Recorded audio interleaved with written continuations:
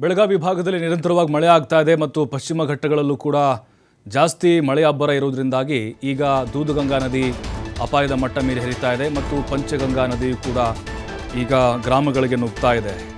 ಮಹಾರಾಷ್ಟ್ರದ ಕೊಲ್ಲಾಪುರ ನಗರಕ್ಕೆ ನೀರು ನುಗ್ಗುವಂತಹ ಆತಂಕ ಹೆಚ್ಚಾಗ್ತಾ ಇದೆ. 43 ಅಡಿಯಷ್ಟು ಗರಿಷ್ಠ ಮಟ್ಟ ಹೊಂದಿದೆ ಈ ಪಂಚಗಂಗಾ ನದಿ. ಅಪಾಯದ ಮಟ್ಟ ಮೀರಿ ಭೋರ್ಗರಿತಾ ಇದೆ. ಈಗಾಗಲೇ 42 ಅಡಿ ತಲುಪಿದೆ ಪಂಚಗಂಗಾ ನದಿ. ಇನ್ನು 2 ಅಡಿ ಮಾತ್ರ ಬಾಕಿ ಇದೆ. ಕೊಲ್ಲಾಪುರ ಜಿಲ್ಲೆಯ 81 ಸೇತುವೆಗಳು ಎಲ್ಲವೂ ಕೂಡ ಜಲಾವೃತ ಆಗಿದ್ದಾವೆ. ಆದರೆ ಬೆಳಗಾವಿಯ ಗಡಿ ಭಾಗದಲ್ಲಿ ಸಾಕಷ್ಟು ಎಫೆಕ್ಟ್ ಆಗ್ತಾ ಇದೆ. ಪಂಚಗಂಗಾ ನದಿ ನೀರಿನ ಅಬ್ಬರ ಡ್ರೋನ್ ಕ್ಯಾಮ್ರಾದಲ್ಲಿ ಸೆರೆಯಾಗಿದೆ. ಯಾವ ರೀತಿ ಆರ್ಭಟಿಸ್ತಾ ಇದೆ ಅಂತ. ಅಕ್ಕಪಕ್ಕದ ಜಮೀನುಗಳಿಗೆ ಈಗಾಗಲೇ ನದಿ ನೀರು ನುಗ್ಗಿ ಸಾಕಷ್ಟು ರೀತಿಯಾದಂಥ ಅವಾಂತರಗಳನ್ನು ತಂದೊಡ್ಡಿದೆ. ಅಕ್ಕಪಕ್ಕದ ಜಮೀನುಗಳಿಗೆ ಈಗಾಗಲೇ ನೀರು ನುಗ್ಗಿದೆ. ರೈತರಿಗೂ ಕೂಡ ಸಾಕಷ್ಟು ರೀತಿಯಾದಂಥ ನಷ್ಟವಾಗಿದೆ. ನೋಡಿ, ದೃಶ್ಯಗಳಲ್ಲಿ ನೋಡ್ತಾ ಇರ್ಬೋದು, ನಿಮ್ಗೆ ಗೊತ್ತಾಗುತ್ತೆ ಪಂಚಗಂಗಾ ನದಿಯ ಆರ್ಭಟ ಇದು.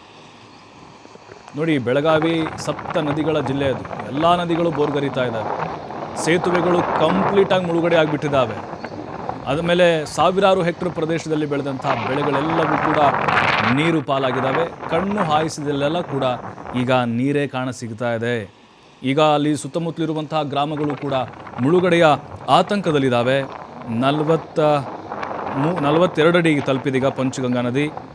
ಕೊಲ್ಲಾಪುರ ನಗರಕ್ಕೆ ಈಗ ಆತಂಕ ಎದುರಾಗಿದೆ. ಪಂಚಗಂಗಾ ನದಿ ಕಂಪ್ಲೀಟಾಗಿ ಭರ್ತಿ ಆಯಿತು ಅಂತ ಹೇಳಿದ್ರೆ ಕೊಲ್ಲಾಪುರ ಅಥವಾ ಸುತ್ತಮುತ್ತಲ ಪ್ರದೇಶಗಳು ಮುಳುಗಡೆಯಾಗುವ ಸಾಧ್ಯತೆಗಳಿದ್ದಾವೆ.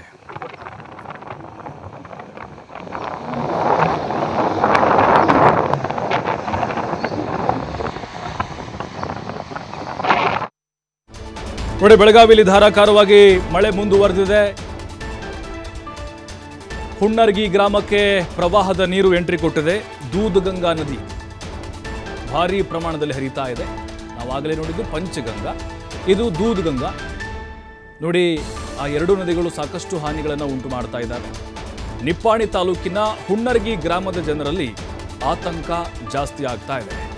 ಗ್ರಾಮದ ದೇವಸ್ಥಾನದವರೆಗೆ ದೂದಗಂಗಾ ನೀರು ಬಂದಿದೆ. ಈಗ ನೋಡಿ, ದೇವರಿಗೆ ಜಲ ದಿಗ್ಬಂಧನ ಉಂಟಾಗಿದೆ. ಅಪಾಯದ ಮಟ್ಟ ಮೀರಿ ಹರಿತಾ ಇದೆ ದೂದಗಂಗಾ ನದಿ. ಗ್ರಾಮಗಳು ಕೂಡ ಮುಳುಗಡೆಯ ಭೀತಿಯಲ್ಲಿದ್ದಾವೆ. ಕೃಷ್ಣಾ ನದಿಯ ಉಪನದಿಯಾಗಿದೆ ಈ ದೂದಗಂಗಾ. ಇವೆಲ್ಲ ಕೃಷ್ಣಾ ನದಿ ಉಪನದಿಗಳಾಗಿದ್ದಾವೆ. ದೂದಗಂಗಾ, ಪಂಚಗಂಗಾ, ಮಲಪ್ರಭಾ, ಘಟಪ್ರಭಾ ಇದೆಲ್ಲವೂ ಕೂಡ. ಬೆಳಗಾವಿ ಸಾಕಷ್ಟು ರೀತಿಯಾದಂಥ ಹಾನಿಗಳಿಗೆ ಒಳಗಾಗ್ತಾ ಇದೆ. ಪ್ರವಾಹಕ್ಕೆ ತುತ್ತಾಗ್ತಾ ಇದೆ. ಹುಣ್ಣರ್ಗಿ ಗ್ರಾಮ ಈಗಾಗಲೇ ಪ್ರವಾಹಕ್ಕೆ ತುತ್ತಾಗ್ಬಿಟ್ಟಿದೆ.